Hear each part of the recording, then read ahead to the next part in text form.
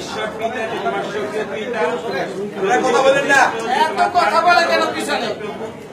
তুমি এটা বিশ্বাস করো প্রভু যীশু খ্রিস্টের জন্ম, মৃত্যু, পুনরুত্থান, স্বর্গারোহণ এবং তার পুনরাগমন তুমি কি বিশ্বাস করো? তুমি কি এই মুহূর্তে উপস্থিত মণ্ডলীকে সাক্ষী রেখে জল এবং পবিত্র আত্মায় অবগাহিত হইতে ইচ্ছা প্রকাশ করছো এবং বিশ্বাসে তুমি মৃত্যুর আগ মুহূর্ত পর্যন্ত বিশ্বাসী জীবনযাপন করিতে প্রতিশ্রুতিবদ্ধ?